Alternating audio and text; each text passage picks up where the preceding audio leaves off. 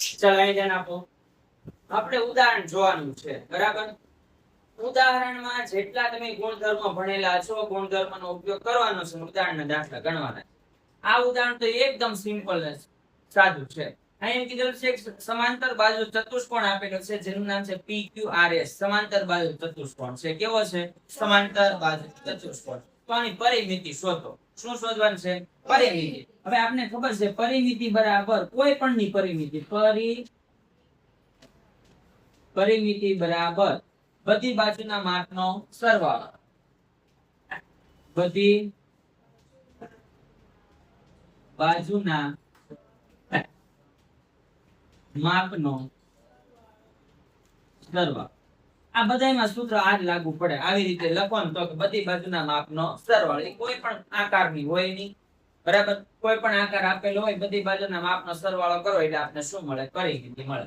આમાં બધી બાજુમાં તો આપણી પાસે 4 બાજુ છે, એમાંથી બે બાજુના માપ છે 12 સેન્ટીમીટર અને 7 સેન્ટીમીટર. પણ સમાંતર બાજુ ચતુષ્કોણ હોવાથી આપણે એનો ગુણધર્મનો ઉપયોગ કરીને કહી શકાય કે સમાંતર બાજુ ચતુષ્કોણમાં પહેલો ગુણધર્મ છે સામેની બાજુના માપ કેવા હોય? સરખા. તો આ 12 સેમી છે તો આની સામેની બાજુ આ છે, તો આ પણ કેટલા સેન્ટીમીટર નો હોય? 3 સેન્ટીમીટર. આ 7 સેમી, તેની સામેની બાજુ આ કેટલા સેન્ટીમીટર? 7. બરાબર. 7 સેમી. ખૂણા પણ સમાન હોય તો આમાં તો પેલા બાજુ આપેલી છે, પરિમિતિ શોધવી એટલે સામ બધી બાજુના માપનો સરવાળો. તો જો 4 બાજુ છે તો ચારે 4 બાજુના માપનો સરવાળો કરી દે એટલે પેલી છે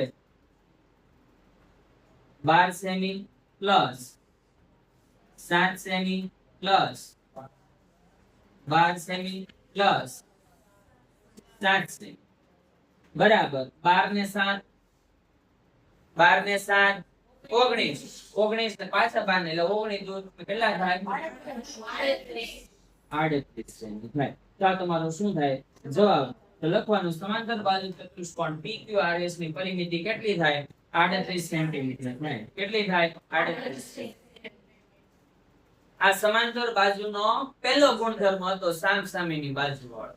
બીજા ઉદાહરણમાં તે સમાંતર બાજુ ચતુષ્કોણ છે. કેવો ચતુષ્કોણ છે? સમાંતર.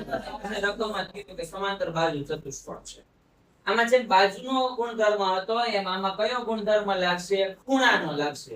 તો સમાંતર બાજુ ચતુષ્કોણમાં સામસામેના ખૂણા કેવા હોય છે? સમાન હોય. સામસામેના ખૂણા કેવા હોય? સમાન હોય. તો જો સામસામેના ખૂણા કહે જો એ ગુણધર્મનો ઉલ્લેખ પણ કરતો જાવ, ધ્યાન આપજો. સમાંતર બાજુ ચતુષ્કોણના સમાંતર બાજુ ચતુષ્કોણના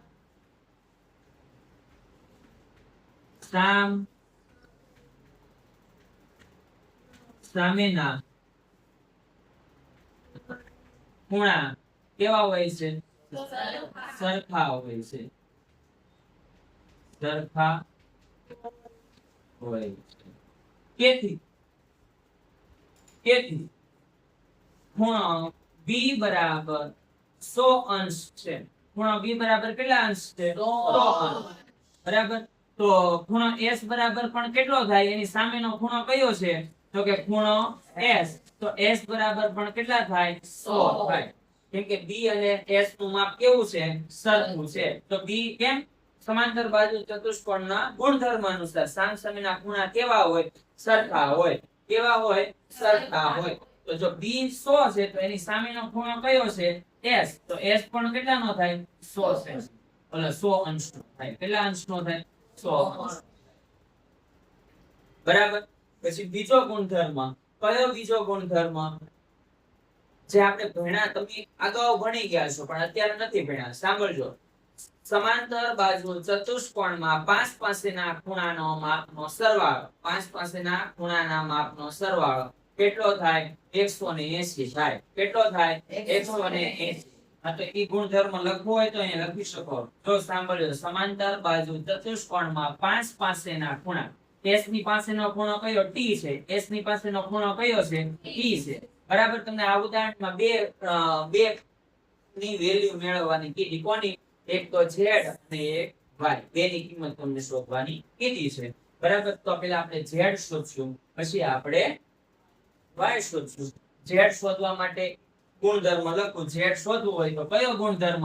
તો કે સમાંતર બાજુ અથવા તો સમબાજુ અથવા તો ચોરસ અથવા લંબચોરસ પાંચ પાસેના ખૂણાના માપનો સરવાળો કેટલો થાય 180 થાય. તો લખો સમાંતર બાજુ ચતુષ્કોણમાં પાંચ પાસેના ખૂણાના માપનો સરવાળો કેટલો થાય 180 અંશ. પાંચ પાસે આપણે તો z જોતો ને z જોઈએ તો એક ખૂણો s ને એક ખૂણો e તો અહીં લખી શકું ધ્યાન આપજો. તેથી ખૂણો s એટલે માપ ખૂણો s પ્લસ માપ ખૂણો e બરાબર કેટલા કહેવાય 180. ધ્યાન આપજો. હવે જો s બરાબર તો તમને આપ્યું કેટલું આપ્યું 100.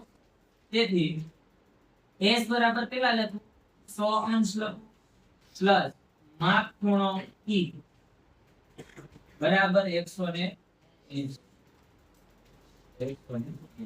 100 પ્લસ છે બરાબર ની પેલી બાદ જાય તો તેથી માપ ખૂણો e અંદરની બાજુ અંદરનો અંતઃકોણ છે e બરાબર 180 માઈનસ 100 બરાબર માપ ખૂણો શું થશે માપ ખૂણો e બરાબર કેટલા મળશે તમને 80 અંશ મળે. કેટલા મળે 80. એનો મતલબ એમ કે z બરાબર e એટલે આપણે z મળ્યો. શું મળ્યો z. આપણે z ની કિંમત મળી કેટલી મળે z મળી ગયો.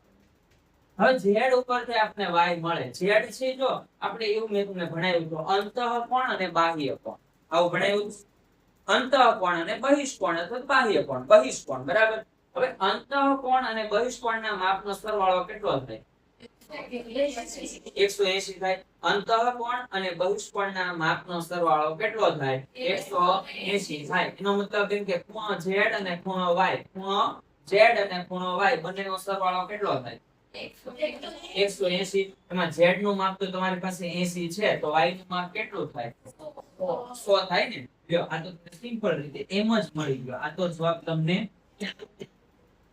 એમ જ મળી જાય. જો તેથી જોજો અંતઃકોણ અને બહિષ્કોણના ખૂણાના માપનો સરવાળો અથવા તો જો સાંભળજો આને રેખિક જોડના પણ ખૂણા કહેવાય. કઈ રીતે જો એક જ રેખા ઉપર જો એક જ રેખા ઉપર બનતા બે ખૂણા માપ કેવા હોય હંમેશા 180 હોય છે. કેવા કેવા ખૂણા કહેવાય રેખિક જોડના ખૂણા કહેવાય. કેવા ખૂણા કહેવાય રેખિક. જો એક જ રેખા ઉપર બનતા બે ખૂણા રેખિક જોડના ખૂણા કહેવાય. કેવા કહેવાય રેખિક. રેખિક જોડના ખૂણાના માપનો સરવાળો હંમેશા કેટલો થાય 180 થાય.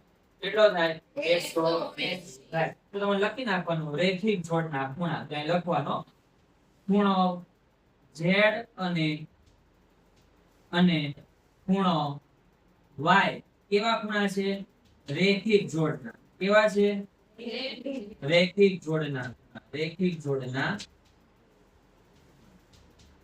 તેથી ખૂણો z છે 80 હોય તો ખૂણો y કેટલાનો હોય 100 અંશનો હોય. કેટલાનો હોય 100.